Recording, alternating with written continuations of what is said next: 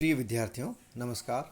आज इस व्याख्यान में हम बहुलक पार्ट 3 के अंतर्गत बहुलक को ज्ञात करने की सतत श्रेणी के अंतर्गत कुछ उदाहरण लेकर समझेंगे। इससे पहले के व्याख्यान में हमने बहुलक को ज्ञात करने के लिए व्यक्तिगत श्रेणी और खंडित श्रेणी के कुछ प्रश्न लेकर हल किए थे। उससे पहले के जो व्याख्यान है उसमें बहुलक क्या है, बहुलक की कौन कौन सी विधियां हैं और कौन कौन से सूत्र हैं, उसके बारे में विस्तार से चर्चा की थी। मैं संक्षिप्त में ये बताते हुए आगे बढ़ रहा हूँ कि बहुलक को बहुलांक और भविष्टिक भी कहते हैं, जिसका संकेताक्षर जेड है।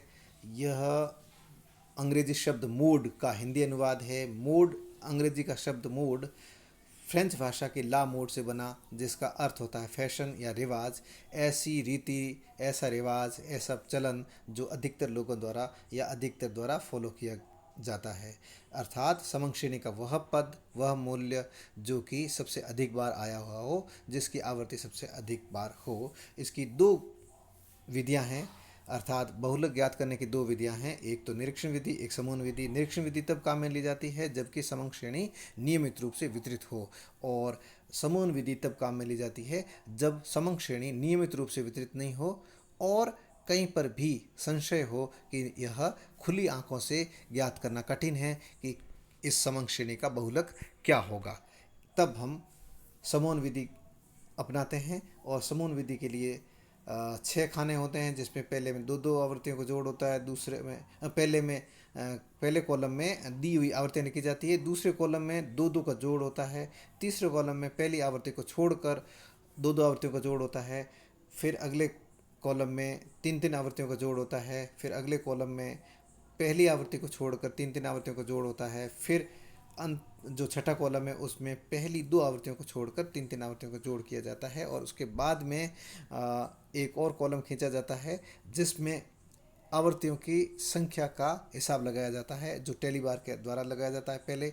और प्रत्येक कॉलम में सबसे बड़ी आवृत्ति को गोला करके और उसके टेली बार के कॉलम में उसमें रेखा खींच दी जाती है, टेली बार खींच लिया जाता है, और इसी तरह से हर एक कॉलम के बड़ी आवृत्ति और उसमें शामिल आवृत्तियों के सामने टेली बार खींचकर अंत में उसकी गणना करते हुए अंतिम कॉलम में आवृत्तियों की संख्या लिख दी जाती है। जो आवृत्ति सबसे बड़ी होती है उसका मूल पद ही हमारा बहुलक होता है। और यदि सतत श्रेणी है तो सतत श्रेणी के अंतर्गत जो सूत्र है आरोही क्रम और अवरोही क्रम,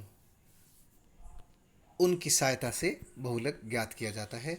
ये प्रश्न व्यक्तिगत श्रेणी का है और खंडित श्रेणी का भी है, जिसे हमने पहले हल किया था, और इसी तरह से ये प्रश्न खंडित श्रेणी का है जिसमें समूह विधि द्वारा हमने प्रश्न को हल किया था।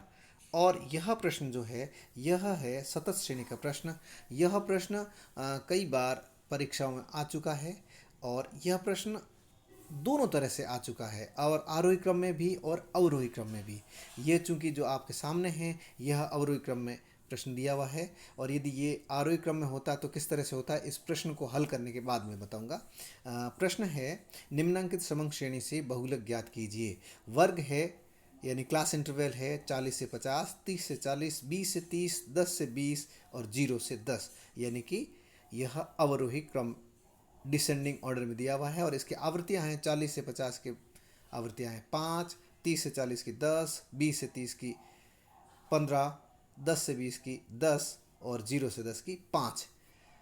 जो रेड रेड लिखा हुआ है यह हमारा प्रश्न है, और इसके बाद F0 F ये हमने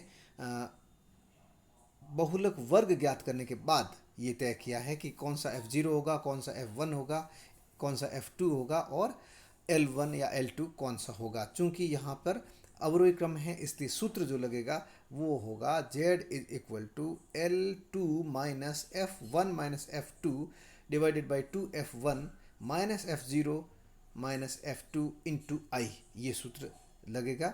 तो इसके लिए सबसे पहले हम क्या करेंगे, सबसे पहले हम ये तय करेंगे कि जो आवृत्तियाँ दी हुई है ये किस तरह से दी हुई है, अर्थात जो समंग श्रेणी है वो किस प्रकार से वितरित है। यदि वो नियमित रूप से वितरित है तो हम निरीक्षण विधि द्वारा ज्ञात करेंगे, पता लगाएंगे कि हमारा बहुलक वर्ग कौन सा है।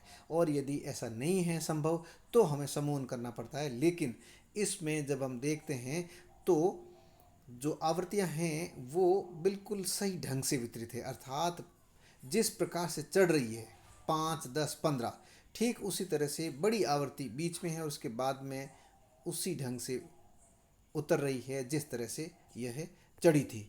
अर्थात इसकी जो आवृत्ति वितरण है वो एकदम घंटाकार आकृति का है। इस तरह से ये ऐसा यदि इनको बनाया जाए तो इस तरह से हो सकता है। और इसका बहुलक जो होगा वो एकदम बीच में होगा, यानी सबसे ज़्यादा जहाँ पे दिख रहा है वहीं पे होगा। ये इस तरह से होगा। अब इसको हम सीधे देखें तो मैं आपको बता दूं कि यह पूरी तरह से नियमित रूप से वितरित है। तो नियमित रूप से वितरित होता है तो उत्तर क्या होगा, तो जो विस्तार होता है उसके ठीक बीच का होता है। यानी ये जिस तरह से बड़ी है 5, 10 फिर 15, उसके बाद में फिर वापस जैसे ये 10 है तो 15 और 10 में जो अंतर है इधर इधर भी उतना ही अंतर है। उसके बाद में 10 और 5 में जो अंतर है वो का वो 10 और 5 इसमें भी अंतर है। इसका मतलब पूरी तरह से यह प्रसामान्य बंटन की तरह है, यानी कि नॉर्मल डिस्ट्रीब्यूशन है, यानी कि इसकी आकृति जो है बिल्कुल बेल शेप्ड है, पूरी तरह से नियमित है। इसलिए इसका जो बहुलक या दूसरे केंद्रीय प्रवृत्ति के माप भी ठीक बीच में होंगे। अर्थात ये जो वर्ग अंतराल है ये इनके मूल पद है और इसका विस्तार है 0 से लेकर 50 तक।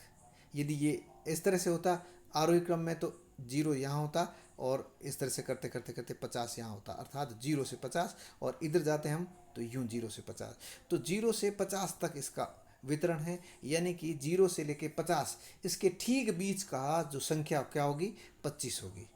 ठीक बीच की संख्या 25 होगी। आप भले देख लीजिए 0 से 50, 0 + 50 करके देखिए, उसमें 2 का भाग दीजिए और उत्तर हमारा 25 होगा। यानी 25 ही इसका उत्तर होगा, चाहे आप ये आरोही क्रम में हो या अवरोही क्रम में हो, चाहे हम बहुलक ज्ञात करें, चाहे मध्य का ज्ञात करें और चाहे हम समांतर माध्य ज्ञात करें, तीनों ही केंद्रीय प्रवृत्ति के माप का उत्तर 25 होगा। क्यों होगा? क्योंकि यह नियमित रूप से वितरित है और पूरी तरह से बेल शेप्ड आकृति की वितरण श्रेणी है। इस कारण से इसके तीनों ही केंद्रीय प्रवृत्ति के माप समान होंगे।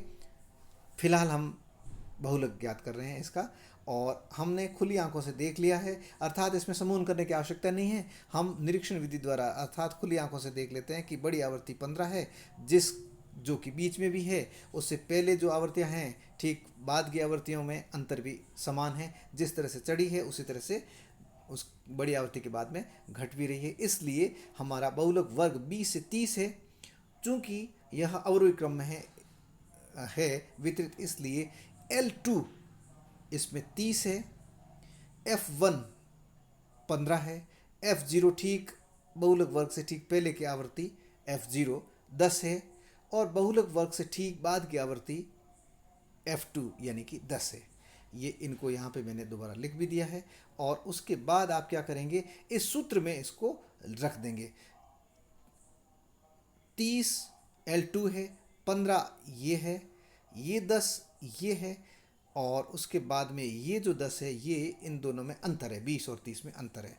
उसके बाद में हम क्या करेंगे, नीचे 2 × 15, 15 वापस F1 है और ये जो पहला 10 है वो है सॉरी, ये जो ऊपर का 10 था वो F2 था ये वाला, और नीचे जो है F0 ये F0 ये 10 है और ये F2 जो है वो नीचे वाले 10 है।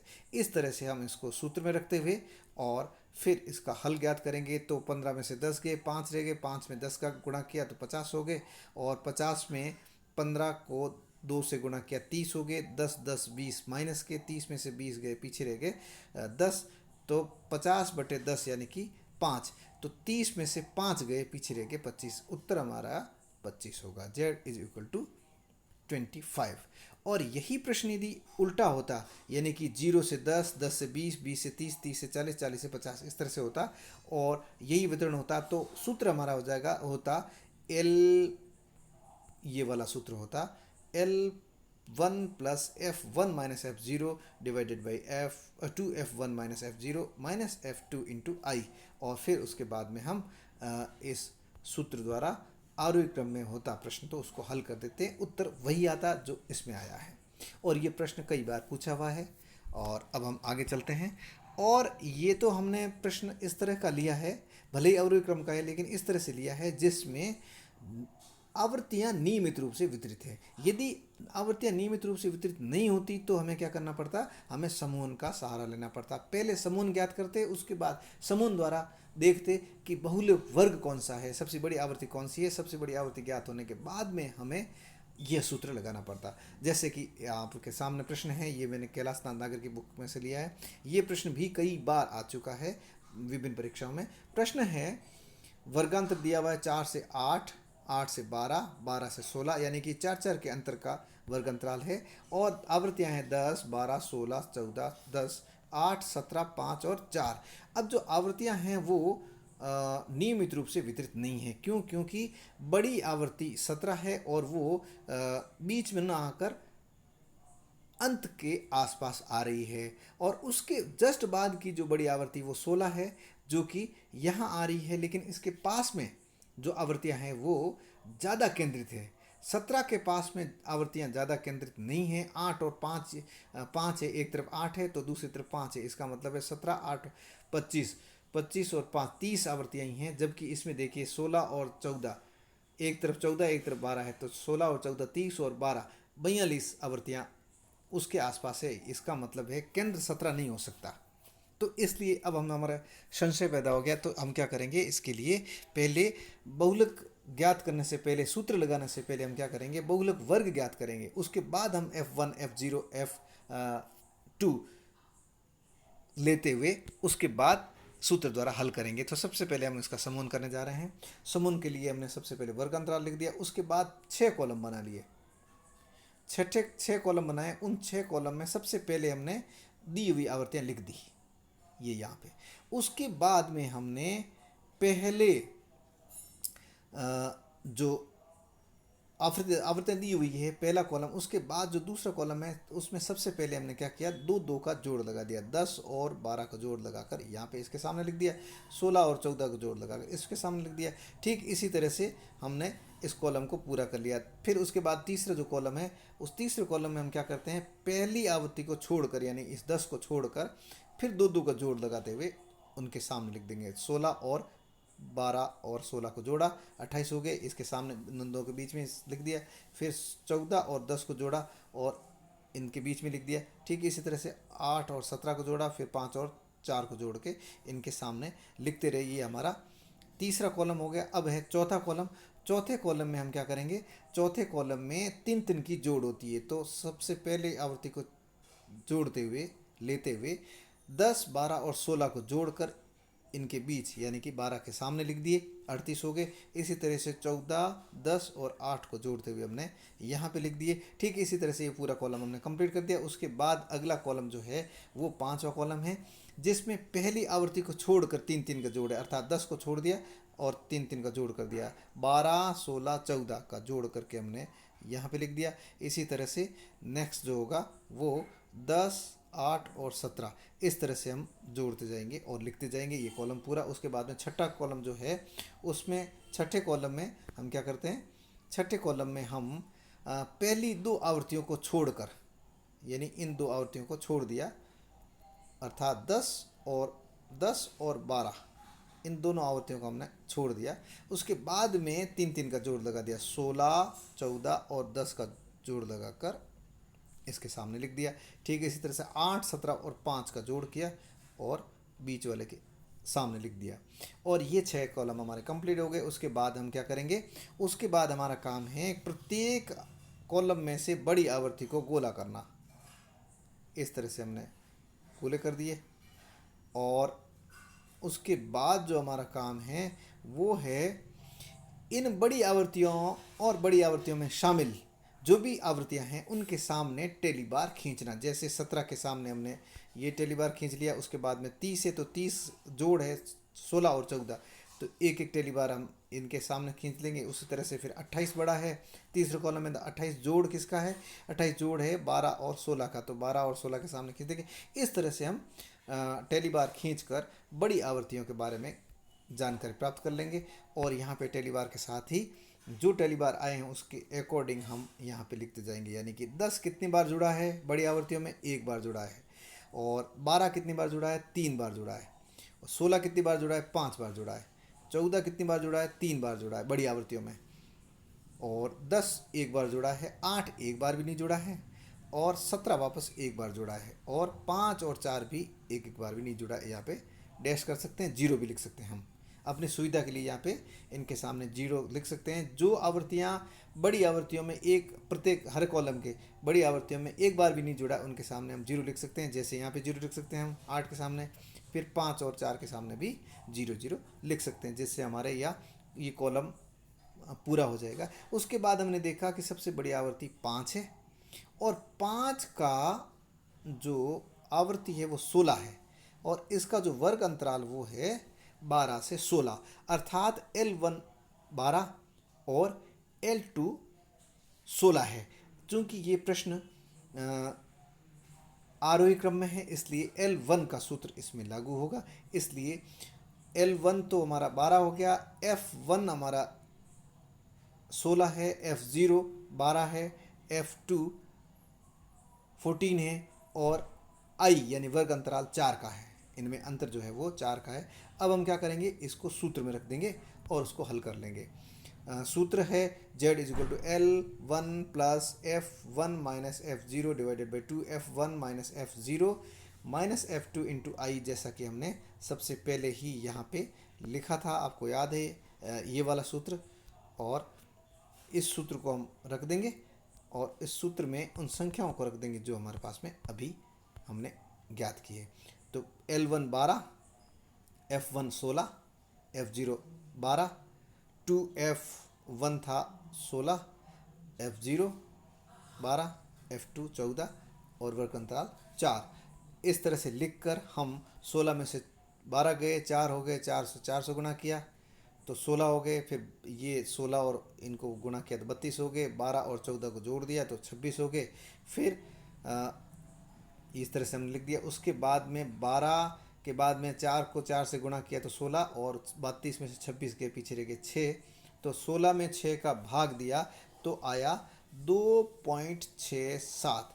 फिर इसको हमने 12 में जोड़ दिया, उत्तर आएगा 14.67, अर्थात बहुलक हमारा है 14.67। ये हमारा उत्तर हो गया। और इसके साथ ही बहुलक के सभी प्रकार के प्रश्न हमने हल कर लिए हैं। और यदि कोई समस्या हो तो आप मुझे इसमें लिख सकते हैं, अगला और वीडियो बना सकते हैं इसी तरह का। धन्यवाद।